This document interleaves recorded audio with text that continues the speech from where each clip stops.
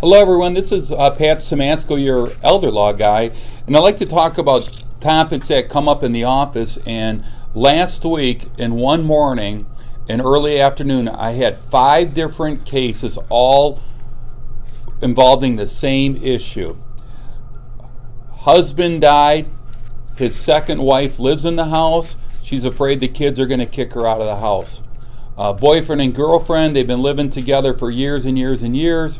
And if one dies, the other one's afraid they're going to get kicked out of the house. And normally what happens is, and nowadays it's not man owns the house and woman's living there. A lot of times it's the woman that owns the house and she's living with her boyfriend or fiance or significant other, and they just don't want to get married. If you don't figure it out before you pass away and put it down in a will or a trust agreement or some type of a quitclaim deed that has these other person's interest laid out for it, horrible things can happen.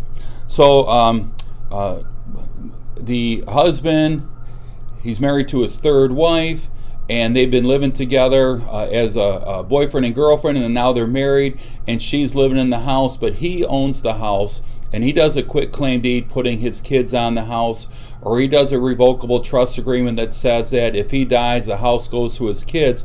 What right does the wife have? And the answer is none. Those kids, usually they get upset with the spouse, they get upset that he's got the girlfriend, and they can go through an eviction process and literally kick that person out. Have to go to court, can't just lock the doors and shut off the electricity, but you can go to the kids can go to court and go through a formal eviction process. And that may be what you want, that may not be what you want. But what you can do is create a trust agreement that says that if I pass away, the person I'm living with has the right to own the house, has the right to live in the house for their entire lifetime. If they do get to live there for a month, a year, 5 years, their entire lifetime, who's responsible for paying the taxes and the insurance, the mortgage payments, all those different things can be laid out.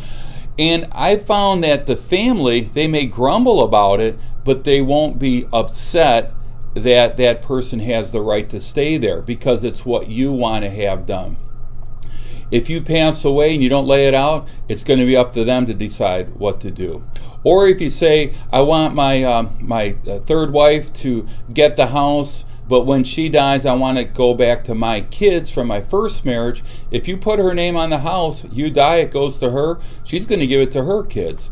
She dies, it goes to him, he's going to give it to his side of the family. So all those things can be figured out if you sit down with an estate plan attorney. If you're anywhere around Mount Clemens or Southfield or Port Huron or anywhere in the Metro Detroit area, come on into the office. We'd love to talk to you about it, explain how to do it, and give you your options. So give me a call at 586-468-6793, and I hope you found this helpful. Thank you.